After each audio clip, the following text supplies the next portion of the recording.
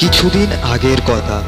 নদীর ধারে একটি কুমির তার 6 সন্তানকে বলতে লাগলো, বাচ্চারা, আমার ইচ্ছা তোরা লেখাপড়া শিখে বড় হ।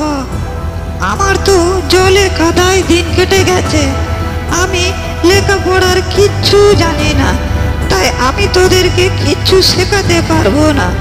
তোদেরকে লেখাপড়া শিখতে হলে শিয়াল পণ্ডিতের কাছে যেতে হবে।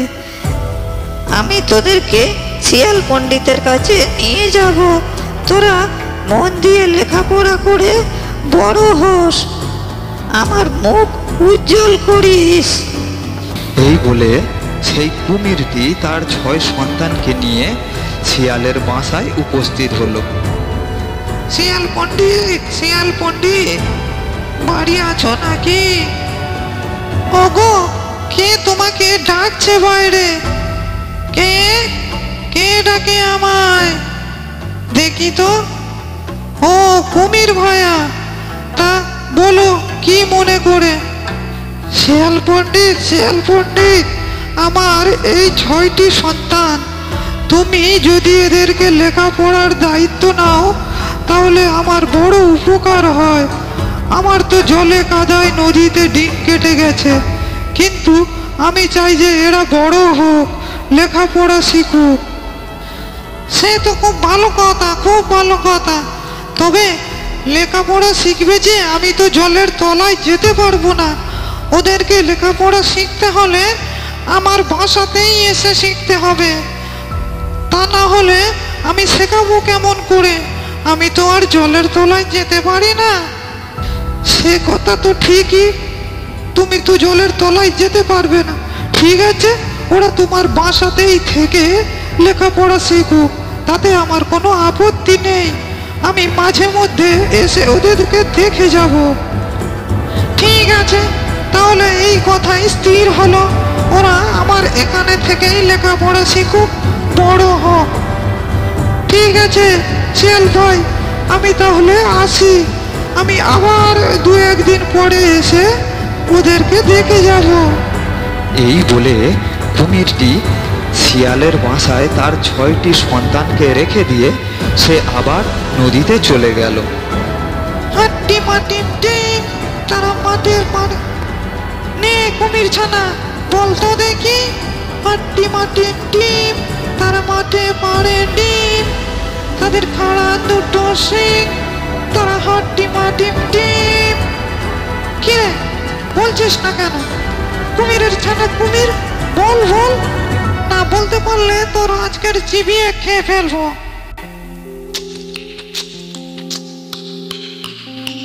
আরে বাহ, কুমিরের মাংস তো বেশ সুন্দর খেতে। শিয়াল পণ্ডিত, শিয়াল পণ্ডিত, ও শিয়াল পণ্ডিত, বাড়ি আছো নাকি? কে কে ডাকে আমায়? ও কুমির ভাই, তা বলো কি মনে করে? আরে না না, তেমন কিছু নয়। আমি একবার ভেবে দেখলাম যে আমার ছানাগুলি লেখাপড়া কত দূর হলো, একবার দেখে আসি তারা কেমন আছে। তারা তারা তো দিব্যি আছে, আর তোমার ছেলেগুলেরা লেখাপড়ায় তো খুবই মনোযোগী, খুবই ভালো। ও তা বেশ বেশ, আচ্ছা তাদের কি একবার দেখে যেতে পারবো? তুমি দাঁড়াও, আমি এখনই ওদেরকে নিয়ে আসছি। এই দেখো প্রথম জন, এই দেখো দ্বিতীয় জন, এই দেখো তৃতীয় জন, এই দেখো সপ্তম জন। বাহ, বেশ বেশ। শিয়াল পণ্ডিত, তোমার কাছে মানুষ, তোমার কাছে লেখাপড়া শিখছে, আমি অনেকটাই আশ্বস্ত পেলাম, মনে জোর পেলাম। ঠিক আছে, তুমি ওদেরকে ভালো করে লেখাপড়া শেখাও, আমি আবার 1-2 দিন পরে আসবো। এই কুমির ছানা, বল তো দেখি। চাঁদ উঠেছে, ফুল ফুটেছে, কদম তলায় কে? হাত হাতি নাচছে, ঘোড়া নাচছে, সোনা মনির বিয়ে। এই কুমিরের বাচ্চা, বল বল দেখি। না বলতে পারলে আগেরটার মতো তোর চিবিয়ে খেয়ে ফেলবো। বল দেখি।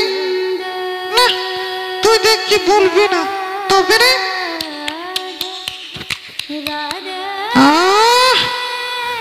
ওগো, তুমি তো কুমির ছানাগুলিকে খেয়ে ফেলছো, আর কুমির এলে তাকে কি উত্তর দেবে? কুমিরকে কুমিরকে কি উত্তর তো বসে পড়ে ভেবে দেখা যাবে। শিয়াল পণ্ডিত, ও শিয়াল পণ্ডিত, বাড়ি আছো নাকি? ও কুমির ভাই, তা বলো কি মনে করে? আরে না না, তেমন কিছু নয়, ভাবলাম আমার ছানাগুলি কেমন লেখাপড়া শিখছে একবার দেখে আসি, আর তারা কেমন আছে। তারা বেশ ভালো আছে, ওরা তো লেখাপড়ায় খুবই ভালো, খুবই মনোযোগী, তারা ভালো আছে। কই তাদেরকে একবার দেখে যাই তো। আচ্ছা, একটু দাঁড়াও, আমি তাদেরকে নিয়ে আসছি। এই দেখো প্রথমটা, এই দেখো দ্বিতীয়টা, এই দেখো তৃতীয়টা, এই দেখো চতুর্থটা, এই পঞ্চম, এই ষষ্ঠ। ওগো, তুমি তো দুটো কুমিরের ছানাকে খেয়ে ফেলেছো, তাহলে কুমিরকে কি জবাব দেবে? আরে শেষের দিকে যারা আছে ওদেরকে আবার নিয়ে যাব, নিয়ে গিয়ে 7টা পূরণ করব। এই দেখো কুমির ভাই, 7টা। ওরা লেখাপড়া খুব মনোযোগ সহকারেই করছে। আচ্ছা ঠিক আছে, তুমি ওদেরকে মনোযোগ সহকারে লেখাপড়া শেখাও, আমি আজ আসি তাহলে। এইভাবে শিয়ালটি কুমিরের সব কটা ছানাকেই খেয়ে ফেললো। ওগো, কুমিরের সবকটা ছানাকেই তো তুমি খেয়ে ফেললে, এইবারে কি হবে? চলো চলো, ওই পাড়ের পাশের যে জঙ্গলটা আছে ওখানে পালিয়ে যায়। এই বলে শিয়াল দুইটি পাশের জঙ্গলে চলে গেল।